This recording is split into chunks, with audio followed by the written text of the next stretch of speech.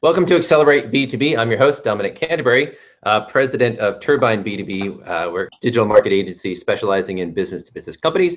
And today we're talking about corporate learning culture and how to repair it. And to help us explore this topic, we're joined by our illustrious panel featuring Brian Lambert, Katie Stroud, and Chris Ortolano. And before we dive into the topic, I'll hand it over to the panelists to do their own personal introductions, tell us more about themselves and their companies. And let's start this off. I'll hand it over to you, Brian. Great. Thanks so much, Dominic. And thanks for everybody for joining us. My name is Brian Lambert. I'm with a company called Oxygen Learning. My whole background has been in either sales or in learning, so I sit at the intersection of both. I've studied both, and I've actually helped executives drive enablement functions and enablement solutions for their people with the goal of driving revenue and or improving service outcomes. Oxygen Learning is a company based out of Seattle, really focused on improving individual learning experiences at scale. We work on both learning functions to help them become enablement functions and also build world-class enabled learning experiences that really drive behavior change. So I appreciate everybody's time. Thanks. All right. Now let's hand it over to you, Katie. Hello, everybody. Thank you so much for coming. My name is Katie Stroud, and my business is Incremental Success, and we are celebrating our 4th year anniversary this month. And Incremental Success is all about helping companies take those small steps to doing whatever it is they need to do better, especially where we can leverage the learning function to make those steps. And we call it incremental success because we know that success just doesn't happen overnight. And we can help you, stick with you to make that happen. Very true. Very nice. All right. Now over to you, Chris.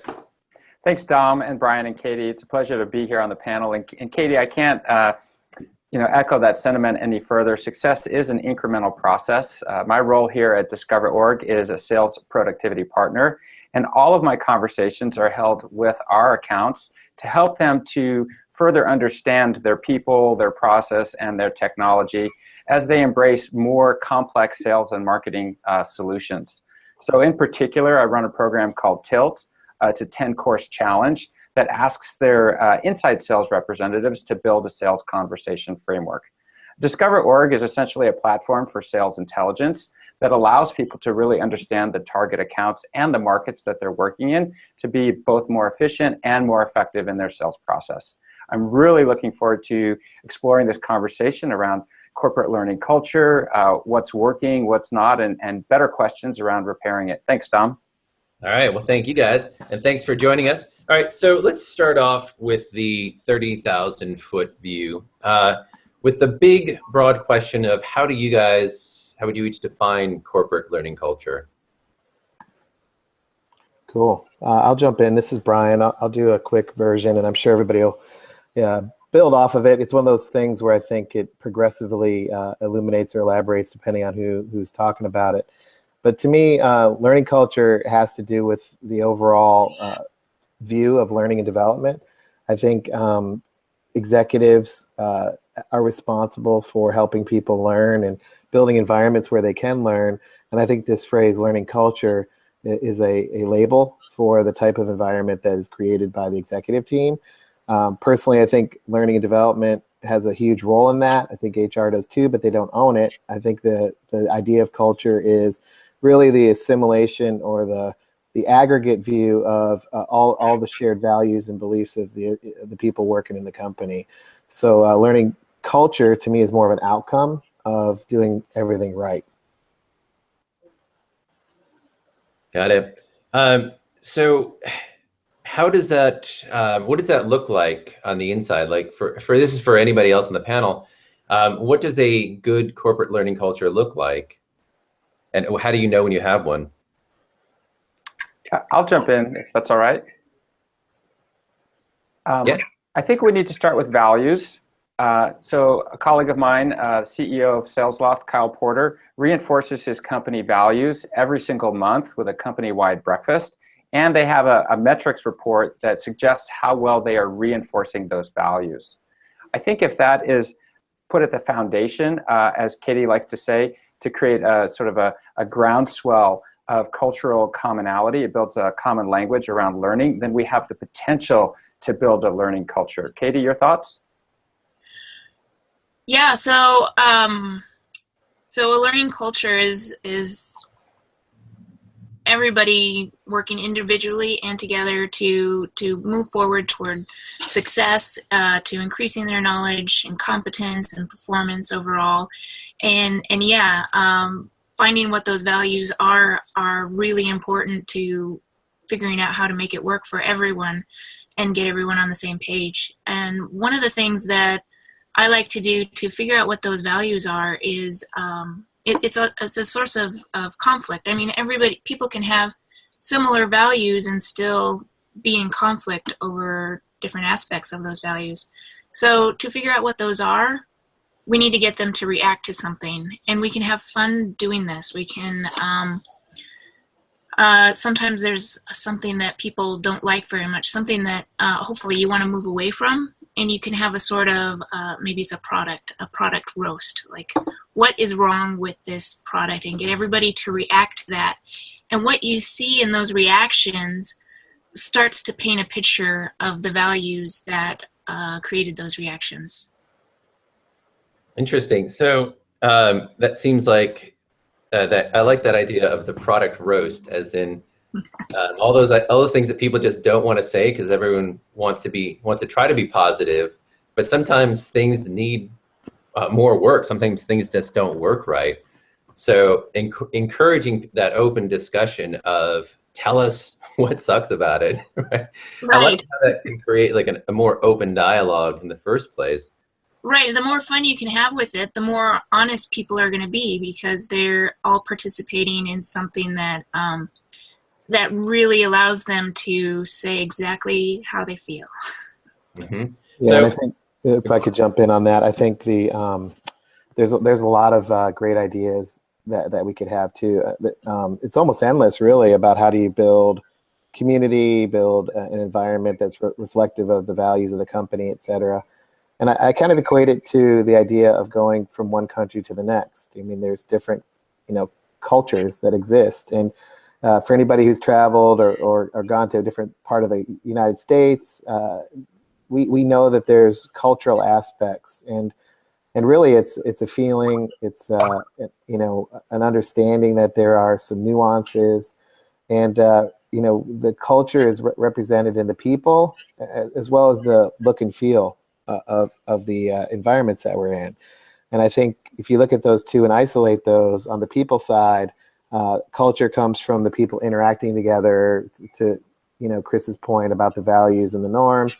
And then on the experience side, to Katie's point, it's this idea of how do people interact around whatever activity it is. And then, you can watch it and know going in. When I was in sales, I used to go to see clients, and I knew within literally 15 seconds, maybe even sooner, what the corporate culture is. And I think this is an interesting discussion to unpack. And you can find companies that are very, organizationally biased, if you will. They're operationally biased, if you will. There are other companies that are very much relational bias, and they want everybody to get along. There are other companies that are more sales and marketing, revenue biased, and those are revenue-driven cultures. There's technology-driven cultures, and I could probably spend more time unpacking that. But, I've been in engineering environments, and you have to speak like an engineer and lead with the data. And I've also been in other companies that are very relational, and you have to lead with the people side or else you won't get anywhere. And I think these are important aspects to consider when you think about this idea of learning culture. yeah, absolutely. So getting back to the core topic here about corporate learning culture. So we have the overarching corporate culture. And from my experience, seen a fair amount of companies that have multiple cultures within them that don't often agree with each other, especially the classic, in my domain, sales versus marketing. And they often don't have as much love for each other as they should to be optimally effective. So as for when it comes to corporate learning culture, what's broken about it, and in general, that you guys often see with companies out there, and what what does repair look like? Like, what does a really healthy corporate learning culture look like? Katie? Me. Yeah, so I'm all over this one. So what's wrong with corporate learning culture? I think a lot of us learning professionals or corporate trainers, we get caught in this box of producing content to teach people stuff.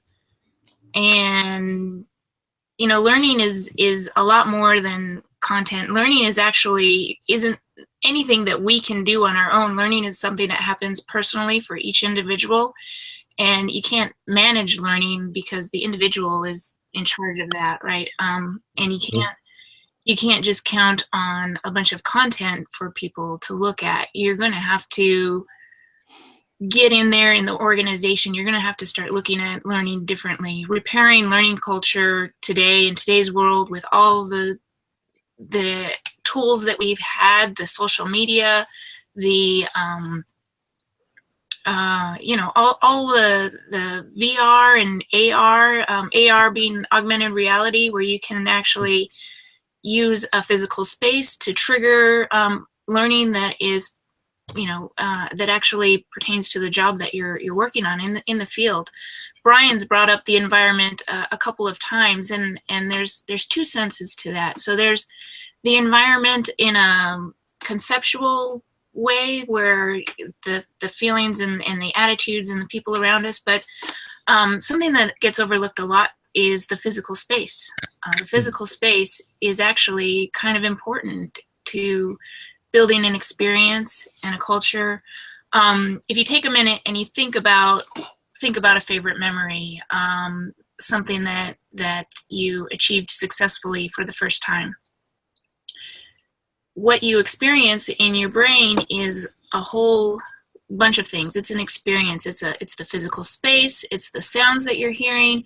It's the people you're involved with at the time. It's tactile things around you. It's a whole experience. And when as corporate learning training professionals out there in the field, we need to stop thinking about pushing out content and building those experiences, because that's what we remember. That's what gets logged. That's what you can draw people into. Now, what would you say to somebody who likes what they're hearing here, but they're not sure if their corporate learning culture is broken or it needs repair? What are some of the warning signs that they should look for to indicate that they need to do some work on it? Do you know the name of your cubicle mate? That's the first question. I just before we go out there, we do have a hashtag out there for Twitter. It's B2B, the number 2B culture, and we have Trisha Ransom out there. She's in San Francisco, in the Bay Area, and she's tweeting notes for us. So if you want to jump in and you're watching us right now, share your thoughts and ask us questions. That sounds great, Katie. Can I jump into that last question? Yeah. Do it, Chris. So I'm gonna talk about good signs that your learning culture is healthy and progressing. First is values, and then the second is this concept of storytelling. I think every company has a founder's tale, and then a tale as they scale. And so how can we leverage our customers' stories, if you will? How can we listen to our customers? That's the next step in the evolution. Dom and I have talked about the gang of four, bringing the head of product, the head of marketing, sales, and customer success together to understand these stories, the customer outcomes, if you will, and build a common language around that. We've started to do that here at DiscoverOrg via our sales productivity partnership, and we're reaping incredible results, insights that we've never had before, not because we're trying to sell, but because we're trying to hear the customer's stories. So I think that that's another level of a barometer, if you will, to measure the health of your learning culture. Yeah, I agree with that. And I think from my perspective, I get in trouble sometimes when I hang out with my L&D friends, because I don't think building the culture is the point. I think customer success is the point, to build off of what Chris was saying. I think if we understand the outcomes and stay focused on that, then we'll do okay. I think culture is something that's easy to pass the buck on, and say, well, the culture's broken and those executives need to do A, B, C, and D. And even the title here, is your learning culture broken? It might be like, well, yeah, it is, but what am I going to do about it? What am I individually going to do about it? And I think that's part of the challenge that we have. But if we stay focused on the customer, we could stay focused on their outcomes and then say, what can we do to drive awareness? What can we do to help people get the right skills and knowledge? And more importantly, what can we do to help people be successful in their role, understanding how things have emerged? Then we can build a culture that's reflective of the customer reality. And that's an interesting discussion that I would love to unpack with you guys, is what kind of culture would customers expect from us? And I bet you they'd want one that's authentic, they'd want one that's transparent, they'd want one that's fast moving, that's agile, that's forces people to confront reality, that requires the best out of everybody. And oftentimes the companies that have gone for that, whether they're Amazon or Uber or whatever, actually come under the firing lines because their employees are run through the ringer because they're so customer centric. I think we're at an inflection point of what do we really mean here. And I think, Chris, you're cracking this thing wide open with me around this idea of a customer centric culture. And do they want everybody who gets along on the client side? I would say they care less if you guys get along, but I want my outcomes and I want to know what you're going to do about it. Great, you spent all the time you could on certificate programs and you took a bunch of learning and everybody's got master's degree. What's that do for me as the customer? Now you're in an interesting space when it comes to values, when it comes to getting the best out of everybody. And I would even say it puts the idea of productivity right front and center, because everybody has to add value to the customer, or else they're not going to be considered valuable by the customer themselves. It's an interesting discussion. And Brian, you raise a really, really good point there. We get really focused on corporate culture and we get focused on our own internal business, but we're here because of the customer, and we need to think about how that plays a role in our culture and what they would expect from us. Really. And I know companies that have even done that, and but I tell you, it wreaks havoc, because you know what customers don't care about? They don't care about your org chart. That's true. They don't care about your founder's stories. They don't care about, is everybody getting along? I mean, I could list off 50 things that they don't care about, but for some reason in learning development, we think are absolutely critical. And I would say that we don't own all the stuff that customers would demand out of our culture. And again, a culture to me is the aggregate view of norms and values. It's the output of people working together. And I would ask the question of how do customers want people to work together? And to me, they're going to have, Chris's lens, outcomes and definitions of value front and center. And if I go to the newest employee and say, what value do you create for our customers? Can they even answer that? I've asked that question to project managers, and they wilt right in front of me. I've asked that very question in front of learning development people, and we get into a philosophical debate about who's really the customer. Are we talking internal customers? Are we talking our company's customers? And let's spend 20 minutes on what we mean by customer. So that's part of the challenge. But if you ask an executive what value they're creating for a customer, they're going to have a little bit more clarity. In fact, I'd say they better have more clarity or they won't have a job. Right. Seems like one of the core issues here is that defining what actually matters. And now, in a lot of companies, in each different department, silo, or even like sub little tribe within the company, they have a different senses of what matters in terms of what their role or their division or department is supposed to do. And they're not always in alignment with each other, and they may be at cross purposes. And in some effects, just like working against each other or slowing each other down, which certainly is no good for the company and definitely not good for the customer. But it seems like if they can align along a common goal of like what we're here to achieve, and that seems to be what you're saying, aligning around the customer themselves. Would that be fair to say? Yeah, I'll jump in here. So we actually study our customers. We keep very detailed notes about their process, their technology, and their growth plans. And then we report on the aggregate outcomes, if you will, the aggregate growth of our customers, because we know that they're the most important investors in our company.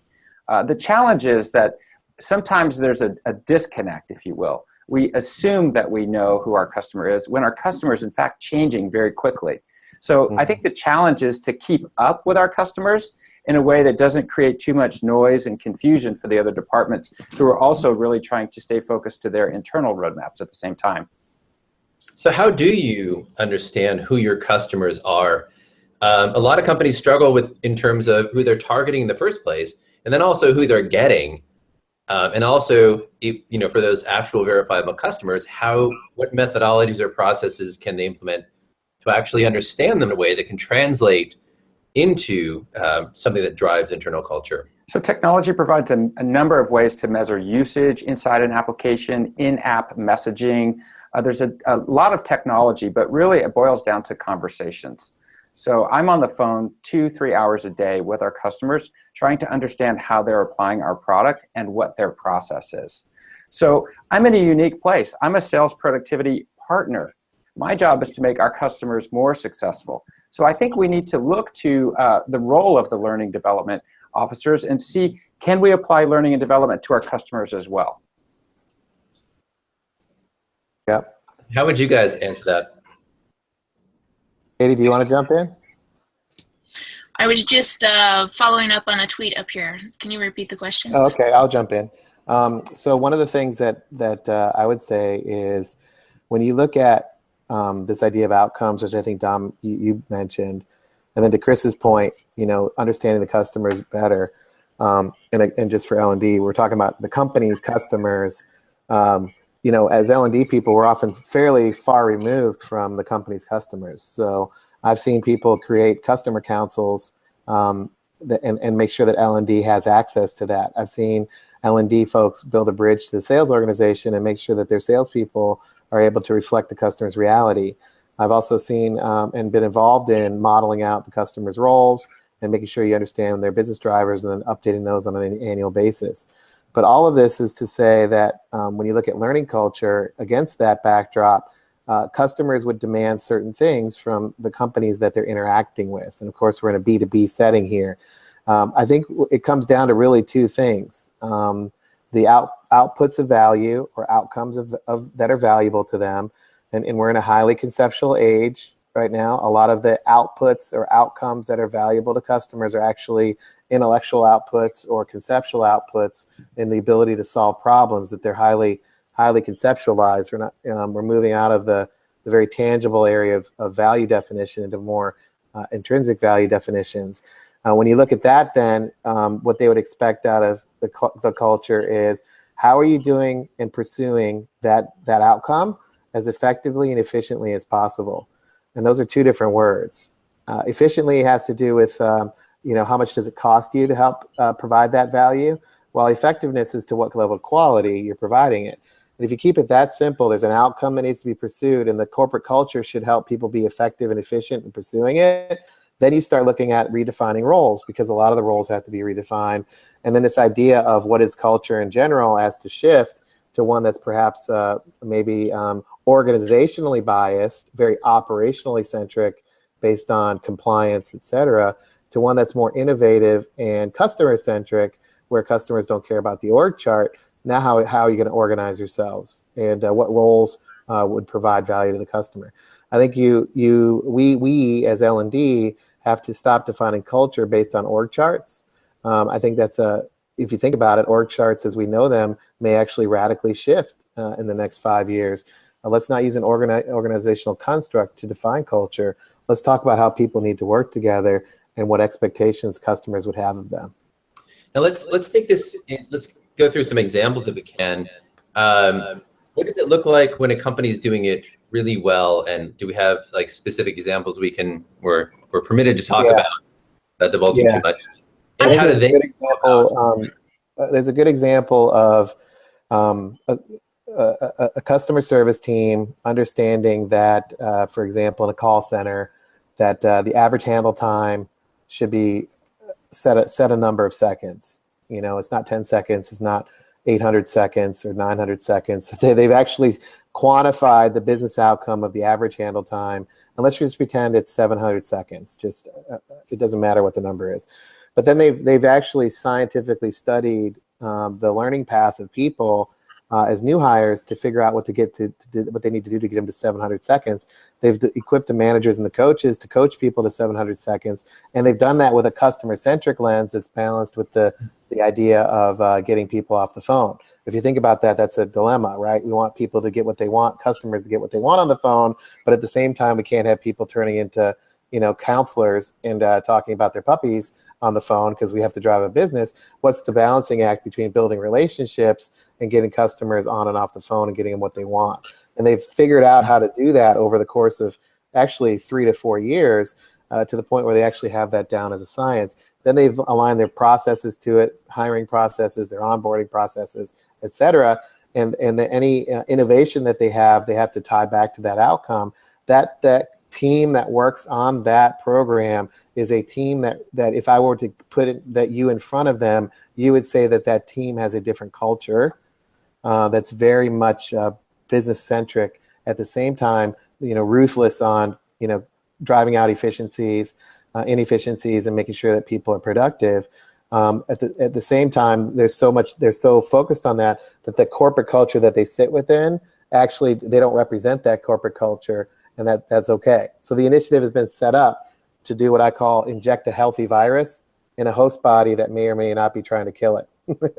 And they've done that on purpose.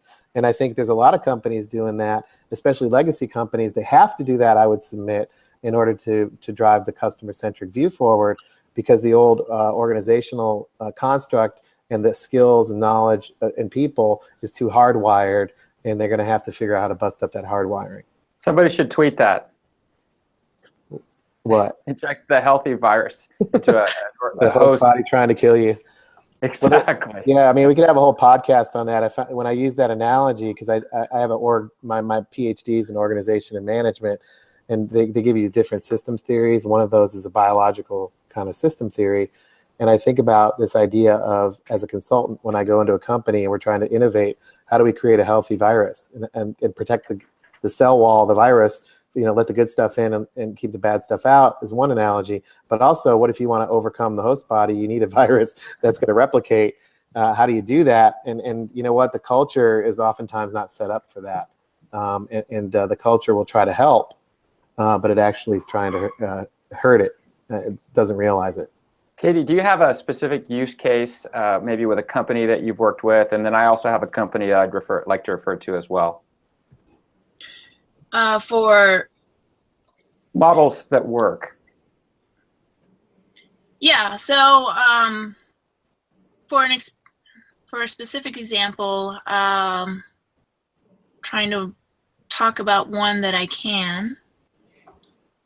Let me back up into the ethereal for a minute, and then go into a specific example. And one thing I talk about in the idea of using a story framework for kind of getting into that culture and figuring out what that story is and modifying it if we need to. I talk about the background of a story. So all good stories have a background, even bad stories, they have a background, and oftentimes a story will open with this background and it's really slow and it's hard to get involved in the story because you have to get over this background piece of it. So what I tell people is, you have to make them want the background. So you have to poke at what those values are and then test those values. And when you test those values, then you start to get people interested in, okay, why then is this important? For example, I have a session that kind of goes over this story model. And in order to figure out the values of my audience, I did a thing a while back asking people to tell me what their 6-word story was about developing training. And I got a lot of interesting replies, and when I started to look at the pattern, I saw that people really just want to make a difference, and they're worried that they're not making a difference, that people don't care about their training. And so what I took from that was I kind of threw that in their face. I said, okay, people don't care about your training unless they're engaged at work. So now I've taken that fear and I've brought it out into the open. I said, okay, they don't care. You're right. And you're not making an impact. So what do we need to do? And then that's followed up with the next statement is that we need to engage your audience. Now they're curious about, where does this background come from? What's the underlying story that I'm missing here? And to Brian's comment about the customer doesn't care about the founding story, that's true, because the customer wants a product that they can use and they work. But there are cases out there where that's not true. For example, with Apple, everybody, a lot of Apple fanatics are very into that history and where it came from, because they've got that why, they've got that background there, and they like that everybody's working for them to do something better for them. And so specific example for a company that I worked for a company called McKinstry. They were a client a couple of years back. And McKinstry is a construction company, and they created this this software that manages the way a building uses energy.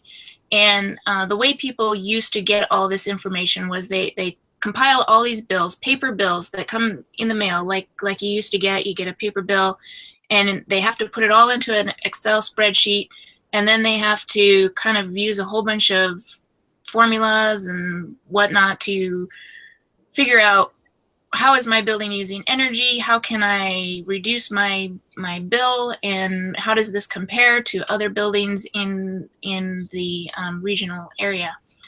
But the software that McKinstry was providing had all that stuff automatically already in the system. They had to select a time frame and hit a button, and they would get these charts and instant analysis, and it was beautiful. It was going to reduce a whole bunch of costs in energy spending for a municipal government area. But nobody wanted to use it. Nobody could use it. It was ugly. It was just terrible. It was hard to navigate. And so it was my job to figure out how I could get these people interested in using the system. And so you do that by asking questions. You explore these values. How do people react to things? What is it they're interested in? And you know what? They weren't really interested in saving time, but they were interested in seeing the difference between how the fire engine building uses energy compared to the courthouse, and why is that different? And how can I figure that out on my own? Because if you didn't know how to do it, I mean, you're just looking at a convoluted system with a bunch of buttons. And so I got in there, I asked them questions, and this is what we figured out is we focused on this analysis and made it easy for them to get right to the point. And we had to do this within an hour. Yeah. Session, and we got some really good feedback. Two of my favorite comments that came out of that was, I've never known this system to actually look fun before. This was from the technical SME. She was excited that it looked fun to use. And then from the customer themselves, they said, well, we didn't know what to expect for this training, because they wanted to get their people to use the system, but they couldn't mandate them to use it. They couldn't force them to. And their comment was, we were blown away. So to Trisha Ransom, who's tweeting with us online, she talks about how you can't just create a training on how to use something. You have to figure out why they're using it, how do they use it, and go on that. That's a great story, Katie. I really am thrilled that you shared that with us. Thank you, Chris. Sorry, I can ramble, but you asked for it, so there you go. You embedded within the customer. That's the ultimate customer outcome experience, is to really try to understand what the end user is trying to solve, their problem. Exactly, and to that point, you had to ask more questions, and their bigger problem was, we want more of the system, more features, and if we don't get people using it, then we won't get the extra grant money that will help us install more of that and get more features from my client, which was McKinstry. So we were upselling also at the same time for our company and for the customer. That's fantastic. All right, well, we have about 10 minutes left before we're out of our allotted time. Chris, did you want to add something to that? Briefly, that with the advent of complex sales and marketing, we see specialization, particularly within the sales roles. The old days of just going end to end, especially in a fast-growing company, are starting to evolve very quickly. We have the advent of something called the inside sales representative. One of my colleagues, Stephen Brody at MuleSoft, has converted that role into what he calls a demand gen consultant, giving the inside rep a lot of responsibility to build relationships, and then tiering out that role into 3 levels. Each time you move up in a level of responsibility, you actually give back to the level before you. You have to transfer knowledge. It creates a learning community inside his very rapidly scaling company, which is called MuleSoft. The thing is, he can only accept the top 3% of candidates. There's only a very specific mental skill set and emotional skill set that can learn and grow in this rapidly changing environment. So the challenge is, how do we find these people and create more of them as they start to scale inside the organization, many of whom move on to management roles in product or marketing, finance, even other success roles. So it's a bridge to grow the company in many different ways. Wow, that sounds awesome. All right, so with a little less than 10 minutes to go, let's see what takeaways we can distill it down to with an eye towards what they can do next and what the broader goal is that they're aiming for with these next steps that they're going to take. Any takers? So Brian is talking, but Brian, you're on mute, so we can't hear you. Oh. It was totally awesome too. Trust me. It looked awesome. I just ordered a pizza. Kids, you can go back and read it on the broadcast. No, I was saying that I can jump in on that. And for actionable items, I think we're talking about a pretty conceptual idea of learning culture. I think we've hit on a couple of themes here. One, it's definitely best, I think, to take an outside-in perspective. Also, to take some accountability to do what we can to factor in our roles as L&D professionals to build initiatives that close the gap between what our customers are demanding from us and the success of our employees that we support. If I could, net that out, it's all about making sure employees are successful, whether it's through stories or programs or initiatives, or even making them feel part of something bigger than themselves that allow them to drive to close that gap. As a learning and development professional, I think we have a choice to make. I tend to look at different altitude levels of tackling any challenge. I think there's some task level things that you could take on, and we've heard some ideas there, whether it's about having lunch, etc. There's some quick hit 1 hour or less things that you can do. There's some project-based things, whether it's a new boot camp, an onboarding program, maybe it's about rolling out an implementation or adoption type of training. I'll give some feedback and some thoughts about next steps of more the programmatic level, which is thinking about how do you drive change and how do you help create a innovative culture, recognizing that the time that we're in might force us to rethink our org charts, rethink our people, rethink our role profiles, if you will, our hiring structures, and what success looks like. I think to do that as an L&D professional, we have to think more end-to-end about the services that we're providing to leadership.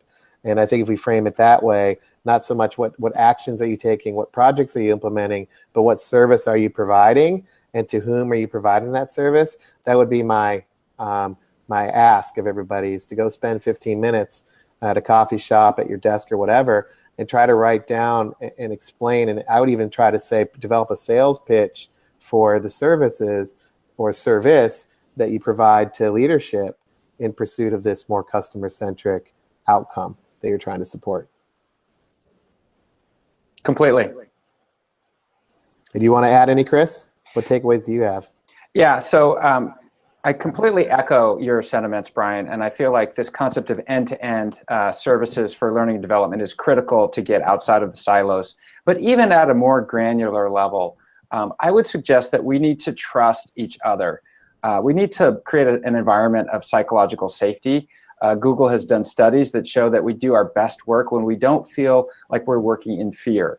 So let's just take a step back from some of the assumptions and the ideologies that we tend to bring our biases to work every day, and let people be innovative. Let them really try to solve problems in their own way. And yes, even fail, because we know that leaders and leadership requires that you fail along the way. I think sometimes we keep people in these narrow boxes and we say, in order to be successful, do X. But with the markets changing so quickly, we have to be open-minded. So to your point, Brian, create a flexible program, look at end-to-end services, and try and understand the language that we're using to create these customer outcomes. Great. And on to you, Katie. Takeaways in these last few minutes? Yeah, thanks, Brian. Thanks, Chris. I just want to echo a note from Trisha Ransom online here. She says, I've learned that a corporate story means all customer-facing departments are saying the same thing that are not contradicting. And to that point, that's to me, that means focusing on those relationships in the business. We can get really siloed in our own functional areas in a company, and we all need to work together and put on the same face for our customer. We all need to know who that customer is and what they need. And Dominic, to your, or was it Brian, about talking to people in the learning field, when you talk about what the customer needs, you get in a lot of philosophical conversation about who the customer is. Well, the customer is the person who's buying stuff from you. And while the learning function might have an internal customer, in the end, we all need to be looking at that end customer and looking at our relationships with each other and the relationships with those customers, and figuring out what that story is and making sure that's the story that we want to be telling. I like it. It seems like one of the big themes, not just in this conversation, but in many conversations in how to do business better, is breaking down the silos and actually having meaningful conversations that, in particular, meaningful conversations that directly serve the customer. And I think somewhere along the lines, companies have gotten farther and farther away from a focus on the customer. And they've become focused, in some of them, or many of them, focused around their own particular territories within the company. So they're sometimes can be working at cross purposes to each other, and not for the one thing that matters is like the actual customers who are buying your product. And it seems like aligning learning and so many other functions within a company along those lines of how would the customer experience this, and or how does it add to or enhance the customer experience. I think everybody across all the silos of a company could agree that that's at least a good goal to start with. But a lot of them, looking at their own company, they would probably see right now that they're not fully doing that, that they're in their own echo chamber of their own silo. Yeah, and I'll just totally echo that. I would even go so far as to say that the gap between customers and companies is growing exponentially, and most people are out of touch with the customer, especially if they're not customer facing. But even customer facing roles are starting to lose touch, and we have to recognize that and confront that reality. And I think that's the one of the huge value adds of the learning development function. Couldn't agree more. All right, any final remarks before we sign off? And also, we'll have some links in the event wrap-up below in the final post. So if you guys wanted to include any links, we can share them with the audience. And also, we'll have some takeaway remarks for you in case for anybody who missed them. On that note, any final words? Just note that we are trying to get together next week to do sort of a 5 trainers in a car or 5 trainers in an RV to continue this conversation. So let us know what questions you have and what you'd like to hear us share our experiences on, and maybe we can each go around and tell each other's Twitter handle or website and or both. So again, Katie Stroud, my Twitter handle is Katie Stroud Pro, and my website is incrementalsuccess.com, and I'll be sharing some articles there and maybe summarizing this myself. Great. Cool. And Brian? I'm Brian Lambert. My Twitter handle is Dr. Brian Lambert for Dr. Brian Lambert, and I'm at oxygenlearning.com. Great. And how about you, Chris?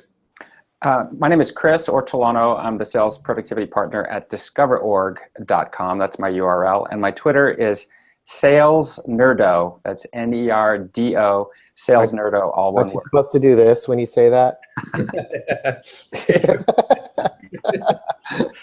That's when we get in the RV. Yeah. That's right. That's right. All right. Thanks, everybody. Dominic, thanks for hosting us, man. Yeah, I'm Dominic Canterbury. Twitter is TurbineB2B, and it's also turbineagency.com. And on that note, thank you all for joining, and we'll hope to see everyone soon. Thank you. Take care, everybody. Sounds great, everybody. Bye.